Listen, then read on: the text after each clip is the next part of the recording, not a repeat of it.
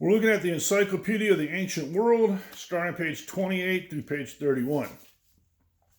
And this part of the book is talking about the people of greater Mesopotamia. If you remember earlier, we talked about Sumer and the land of Ur. And so we're kind of talking about the people in this greater Mesopotamia area. And, it was surrounded by a lot of different people and different cultures. And there was some relationships that went on, and they were either basically allies and trading partners, or they were rivals and enemies, okay? And some of those people we'll talk about, start with the Elamites, or from Elam. And they were between the Tigris River and the Zagros Mountains. Their capital was at Susa, and they were a culture that went all the way back to around 4000 BC.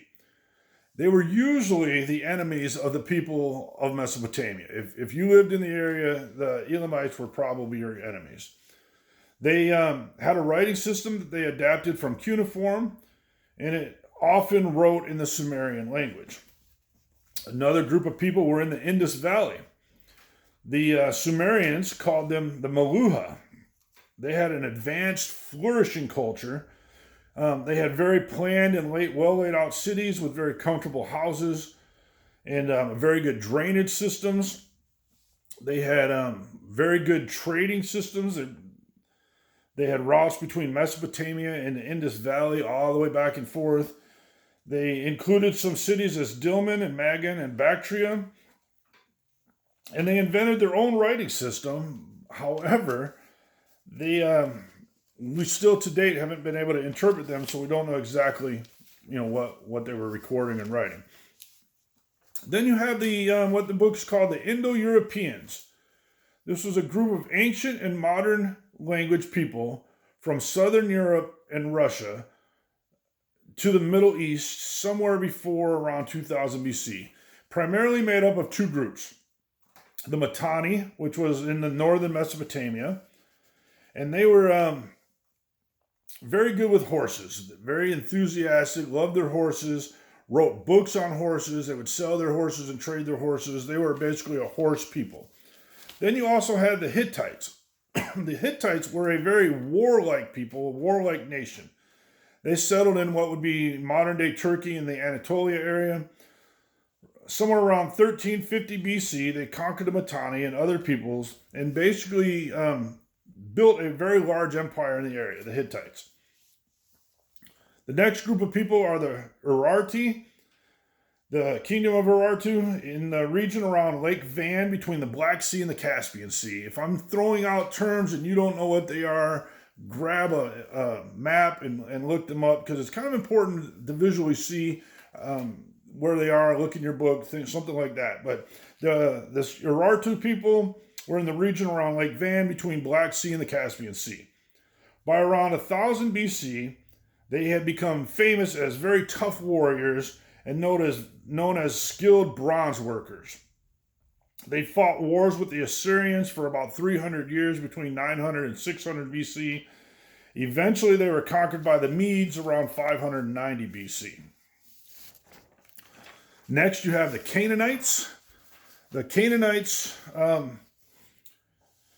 they lived along the east coast of the Mediterranean Sea. They lived in very small kingdoms, but they were big traders. They did a lot of trading. In fact, so much so that they became rich from trading. They sold huge amounts of timber. They sold wine and olive oil. They were also known as skilled craftsmen, and so they would sell those trades, such things as carved ivory and purple dye for cloth. Because of this, and for most of the region, there was some trade issues, okay? Some of the major cities involved with trade were the Mari, the Ugarit, and the Carchemish, okay? And different cities and different people became very rich and powerful, to include these Canaanites. They had huge walled cities, they had lavish palaces, they had towering temples. Just flourishing trade and cities, became very rich off of it. But because of that, it also brought threats towards them. People who wanted to steal their wealth, to steal their trade routes, they basically became targets for other people. Around 1550 BC, the Canaanites conquered part of Egypt.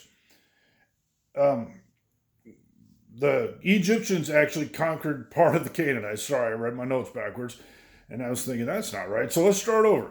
About 1550 BC, the Canaanites were conquered by Egypt and were ruled by them for about 300 years. We also had the Phoenicians, and the Phoenicians were a remnant of the Canaanites who fled Egypt in the captivity there, somewhere around 1100 BC, and they fled to the northern part of the Mesopotamian area and became known as the Phoenicians. And the Phoenicians is a word that means purple from the Greek because of the purple dye that they were selling. They also had a system of writing, and they actually made writing much more simple, and it was invented the forerunner of our modern day alphabet, okay? The Phoenicians did. And they also built a fleet of warships. Lastly, in this area that we're going to talk about right now was the Hebrews, the Israelites, right?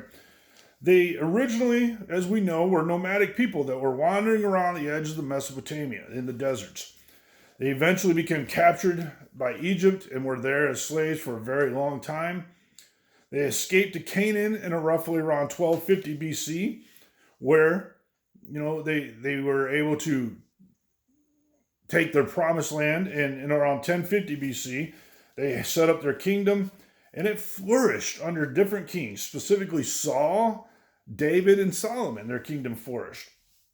Eventually, the kingdom of Israel split into two, with the northern part being still called Israel, and eventually overthrown by the Assyrians, and the southern kingdom, which was named Judah, and they eventually were overthrown by the Babylonians.